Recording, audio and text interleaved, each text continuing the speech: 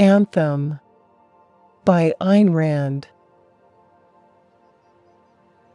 Part 1. It is a sin to write this. It is a sin to think words no others think and to put them down upon a paper no others are to see. It is base and evil. It is as if we were speaking alone to no ears but our own. And we know well that there is no transgression blacker than to do or think alone. We have broken the laws. The laws say that men may not write unless the Council of Vocations bid them so. May we be forgiven. But this is not the only sin upon us. We have committed a greater crime, and for this crime there is no name. What punishment awaits us if it be discovered we know not, for no such crime has come in the memory of men, and there are no laws to provide for it. It is dark here. The flame of the candle stands still in the air. Nothing moves in this tunnel save our hand on the paper. We are alone here under the earth. It is a fearful word, alone. The laws say that none among men may be alone, ever and at any time, for this is the great transgression and the root of all evil. But we have broken many laws. And now there is nothing here save our one body, and it is strange to see only two legs stretched on the ground, and on the wall before us the shadow of our one head. The walls are cracked and water runs upon them in thin threads without sound, black and glistening as blood. We stole the candle from the larder of the home of the street sweepers. We shall be sentenced to 10 years in the palace of corrective detention if it be discovered. But this matters not. It matters only that the light is precious, and we should not waste it to write when we need it for that work which is our crime. Nothing matters save the work, our secret, our evil, our precious work. Still, we must also write, for may the council have mercy upon us. We wish to speak for once to no ears but our own.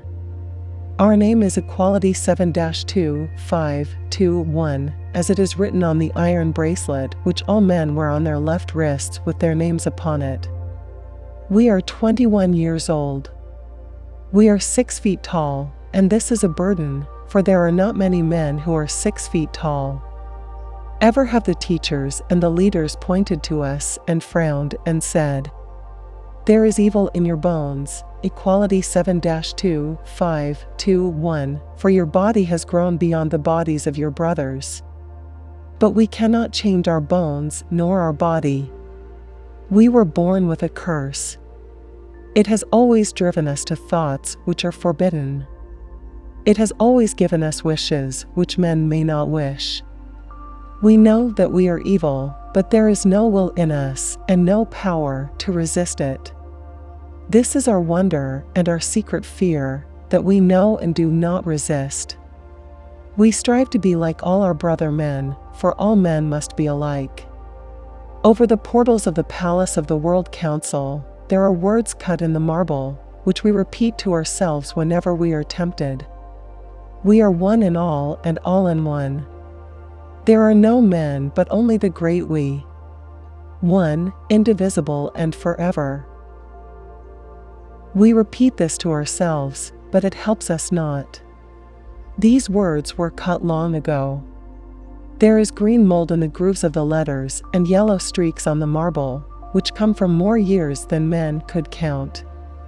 And these words are the truth, for they are written on the palace of the World Council, and the World Council is the body of all truth.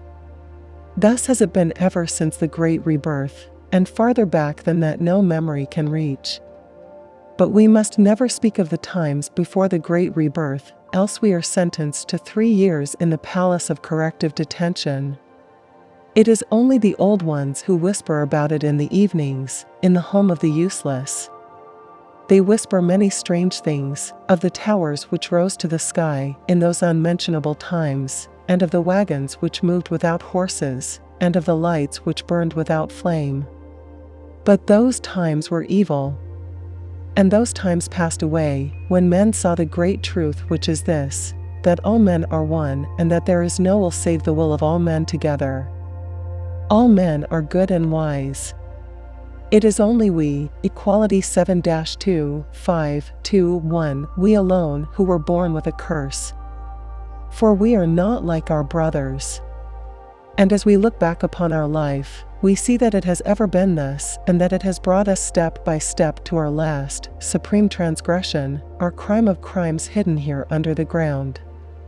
We remember the home of the infants where we lived till we were 5 years old, together with all the children of the city who had been born in the same year. The sleeping halls there were white and clean and bare of all things save 100 beds.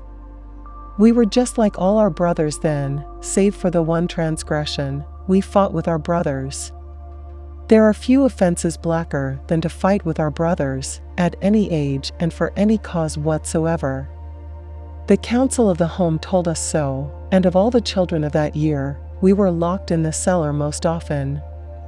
When we were 5 years old, we were sent to the home of the students, where there are 10 wards, for our 10 years of learning. Men must learn till they reach their 15th year. Then they go to work. In the home of the students we arose when the big bell rang in the tower, and we went to our beds when it rang again. Before we removed our garments, we stood in the great sleeping hall, and we raised our right arms, and we said all together with the 3 teachers at the head, "We are nothing. Mankind is all. By the grace of our brothers are we allowed our lives. We exist through, by, and for our brothers who are the state. Amen." Then we slept. The sleeping halls were white and clean and bare of all things save 100 beds. We, equality 7-2-5-2-1, were not happy in those years in the home of the students. It was not that the learning was too hard for us. It was that the learning was too easy. This is a great sin, to be born with a head which is too quick. It is not good to be different from our brothers, but it is evil to be superior to them. The teachers told us so, and they frowned when they looked upon us. So we fought against this curse. We tried to forget our lessons, but we always remembered. We tried not to understand what the teachers taught, but we always understood it before the teachers had spoken. We looked upon Union 5-3-9-9-2, who were a pale boy with only half a brain, and we tried to say and do as they did, that we might be like them, like Union 5-3-9-9-2, but somehow the teachers knew that we were not. And we were lashed more often than all the other children. The teachers were just, for they had been appointed by the councils, and the councils are the voice of all justice, for they are the voice of all men. And if sometimes, in the secret darkness of our heart, we regret that which befell us on our 15th birthday, we know that it was through our own guilt. We had broken a law, for we had not paid heed to the words of our teachers. The teachers had said to us all, "Dare not choose in your minds the work you would like to do when you leave the home of the students. You shall do that which the Council of Vocations shall prescribe for you. For the Council of Vocations knows in its great wisdom where you are needed by your brother men, better than you can know it in your unworthy little minds. And if you are not needed by your brother man, there is no reason for you to burden the earth with your bodies." We knew this well, in the years of our childhood, but our curse broke our will. We were guilty, and we confess it here, we were guilty of the great transgression of preference. We preferred some work and some lessons to the others. We did not listen well to the history of all the councils elected since the great rebirth. But we loved the science of things. We wished to know. We wished to know about all the things which make the earth around us. We asked so many questions that the teachers forbade it. We think that there are mysteries in the sky and under the water and in the plants which grow. But the Council of Scholars has said that there are no mysteries, and the Council of Scholars knows all things. And we learned much from our teachers. We learned that the earth is flat and that the sun revolves around it, which causes the day and the night.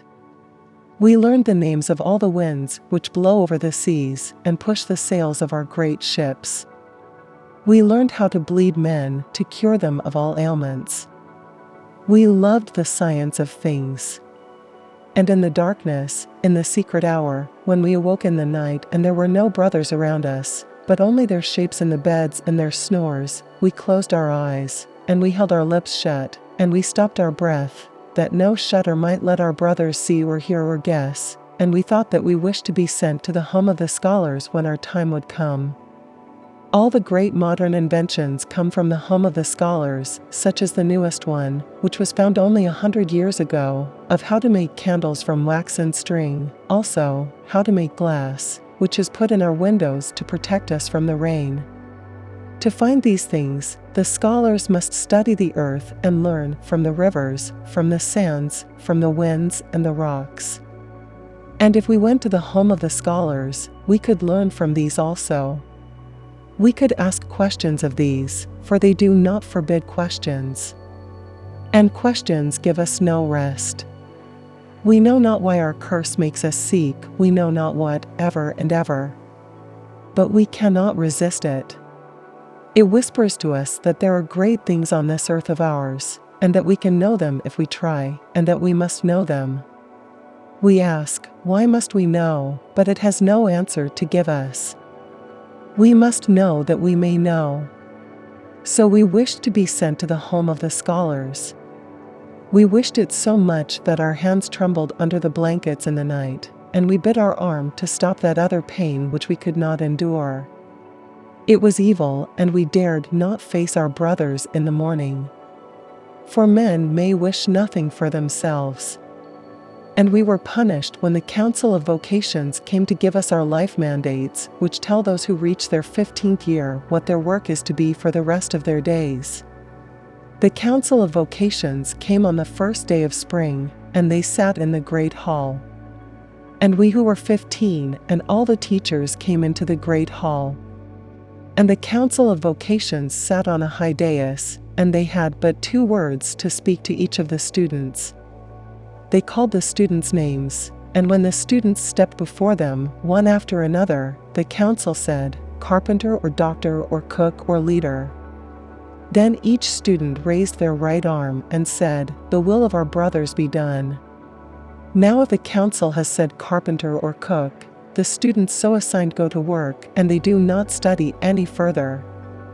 But if the council has said leader, then those students go into the home of the leaders, which is the greatest house in the city, for it has 3 stories. And there they study for many years, so that they may become candidates and be elected to the city council and the state council and the world council, by a free and general vote of all men. But we wished not to be a leader, even though it is a great honor. We wished to be a scholar. So we awaited our turn in the great hall, and then we heard the Council of Vocations call our name, Equality 7-2521. We walked to the dais, and our legs did not tremble, and we looked up at the council. There were 5 members of the council, 3 of the male gender, and 2 of the female. Their hair was white, and their faces were cracked as the clay of a dry riverbed. They were old. They seemed older than the marble of the temple of the World Council. They sat before us, and they did not move. And we saw no breath to stir the folds of their white togas. But we knew that they were alive, for a finger of the hand of the oldest rose, pointed to us, and fell down again. This was the only thing which moved, for the lips of the oldest did not move as they said, street sweeper. We felt the cords of our neck grow tight as our head rose higher to look upon the faces of the council, and we were happy. We knew we had been guilty, but now we had a way to atone for it. We would accept our life mandate, and we would work for our brothers, gladly and willingly, and we would erase our sin against them, which they did not know, but we knew. So we were happy, and proud of ourselves and of our victory over ourselves. We raised our right arm and we spoke, and our voice was the clearest, the steadiest voice in the hall that day, and we said, the will of our brothers be done. And we looked straight into the eyes of the council, but their eyes were as cold blue glass buttons. So we went into the home of the street sweepers. It is a gray house on a narrow street. There is a sundial in its courtyard, by which the council of the home can tell the hours of the day and when to ring the bell. When the bell rings, we all arise from our beds. The sky is green and cold in our windows to the east. The shadow on the sundial marks off a half hour while we dress and eat our breakfast in the dining hall, where there are 5 long tables with 20 clay plates and 20 clay cups on each table. Then we go to work in the streets of the city, with our brooms and our rakes. In 5 hours, when the sun is high, we return to the home and we eat our midday meal, for which 1/2 hour is allowed. Then we go to work again. In 5 hours, the shadows are blue on the pavements, and the sky is blue with a deep brightness which is not bright. We come back to have our dinner, which lasts 1 hour. Then the bell rings and we walk in a straight column to one of the city halls, for the social meeting. Other columns of men arrive from the homes of the different trades. The candles are lit, and the councils of the different homes stand in a pulpit, and they speak to us of our duties and of our brother men. Then visiting leaders mount the pulpit and they read to us the speeches which were made in the city council that day, for the city council represents all men and all men must know. Then we sing hymns, the hymn of brotherhood, and the hymn of equality, and the hymn of the collective spirit. The sky is a soggy purple when we return to the home. Then the bell rings and we walk in a straight column to the city theater for 3 hours of social recreation. There are plays shown upon the stage, with 2 great choruses from the home of the actors, which speak and answer all together, in 2 great voices. The plays are about toil and how good it is. Then we walk back to the home in a straight column.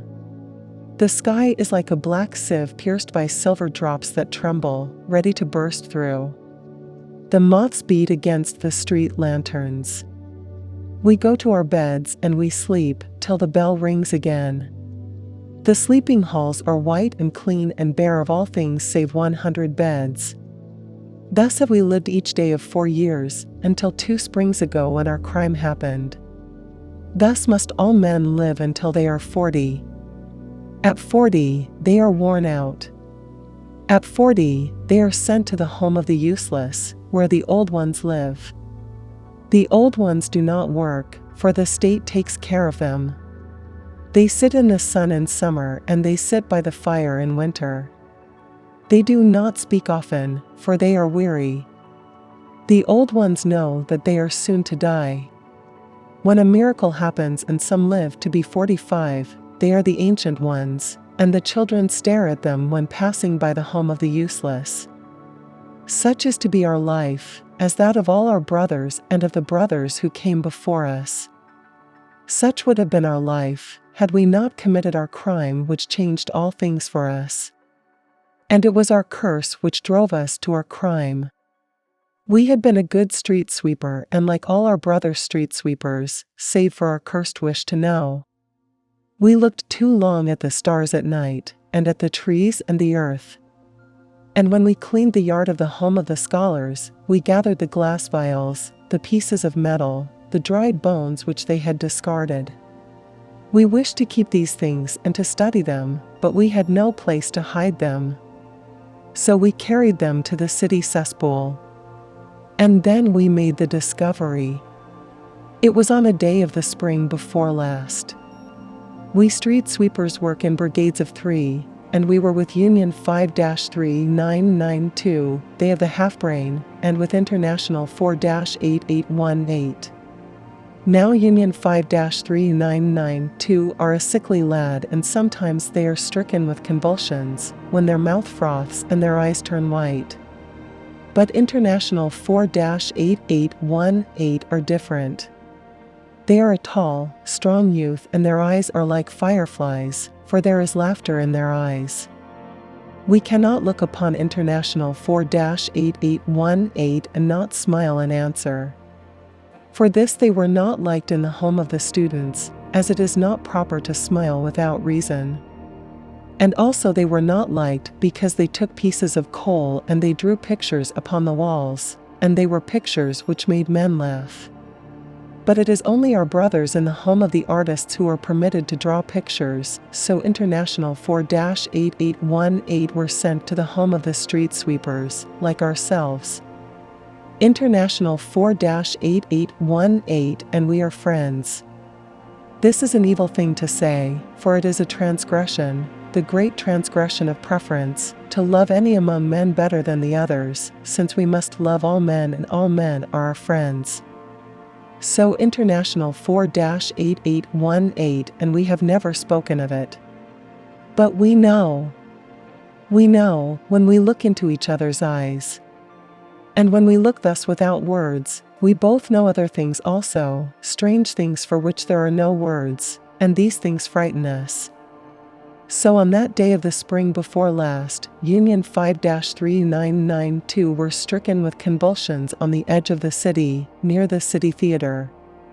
We left them to lie in the shade of the theater tent and we went with International 4-8818 to finish our work. We came together to the great ravine behind the theater. It is empty save for trees and weeds. Beyond the ravine, there is a plain, and beyond the plain there lies the uncharted forest, about which men must not think. We were gathering the papers and the rags which the wind had blown from the theater when we saw an iron bar among the weeds. It was old and rusted by many rains. We pulled with all our strength, but we could not move it. So we called International 4-8818, and together we scraped the earth around the bar. Of a sudden the earth fell in before us, and we saw an old iron grill over a black hole. International 4-8818 stepped back. But we pulled at the grill and it gave way. And then we saw iron rings as steps leading down a shaft into a darkness without bottom. We shall go down, we said to International 4-8818. It is forbidden, they answered. We said, the council does not know of this hole, so it cannot be forbidden. And they answered, since the council does not know of this hole, there can be no law permitting to enter it. And everything which is not permitted by law is forbidden. But we said, we shall go, nonetheless. They were frightened, but they stood by and watched us go. We hung on the iron rings with our hands and our feet. We could see nothing below us. And above us the hole open upon the sky grew smaller and smaller, till it came to be the size of a button. But still we went down.